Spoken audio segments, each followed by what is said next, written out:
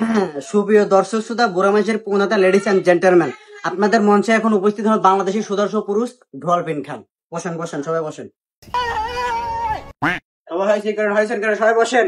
ও sofa কই sofa sofa কই শোভা মারাইতেছে, ওই টুলে ভাই, টুলটা লিয়েছে, দশ টুলটা লিয়া ভাত পায় না খাটার লাগান। এটা মাইরে দাও।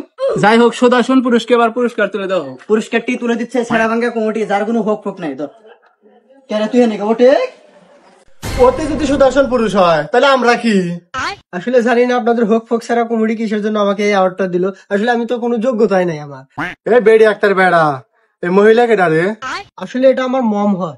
বাবা, মাকে মম কইতেছে ও বাপ কইতে না বোম কইবে। এটা আপনার ছেলে না মেয়ে? আসলে এটা আমার সন্তান। মানলাম এটা আপনার সন্তান, ও ছেলে না মেয়ে? আর ও বলে সুদর্শন পুরুষ, ও তো কোনো যোগ্যই না। এটা ছেলে না মেয়ে আমি নিজে জানি না, শুধু মতে পানি বাড়াই শেষ। আর বাংলাদেশে জন্ম নেই কোনো যোগ্যতা লাগে না, দেন না ছাপড়িটাই উদ্বোধন করে সবকিছু। তা অবশ্য ঠিক কইছেন, বাংলাদেশের মানুষরা আবার সাবরি করে বেশি সাপোর্ট করে। আসলে আপনি মানি ব্যাগটা কোথা থেকে কিনছেন?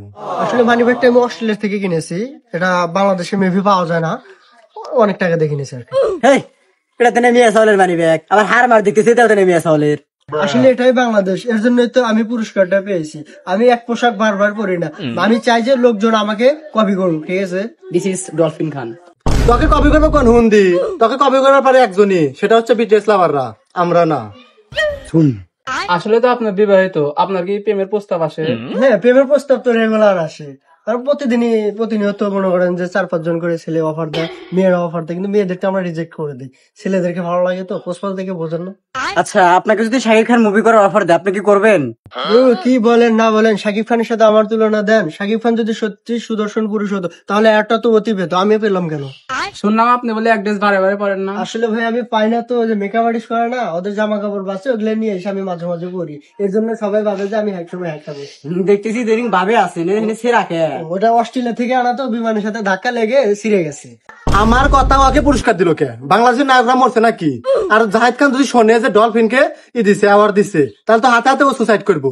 চলো মমস, আমরা আর্ট নিয়ে চলে যাই। এই ধরো ধর ধর ধর, এই তুই অ্যাওয়ার্ড না কোন দাস? তুই তো অ্যাওয়ার্ড যোগ্য না। বাংলাদেশের মানুষ বোধাই দিয়ে তাকে অ্যাওয়ার্ড দিছে। এর মা ধরার মা ধরে আটকে চলে গেল। বেড়ি দেন আর খারাপ করে দে।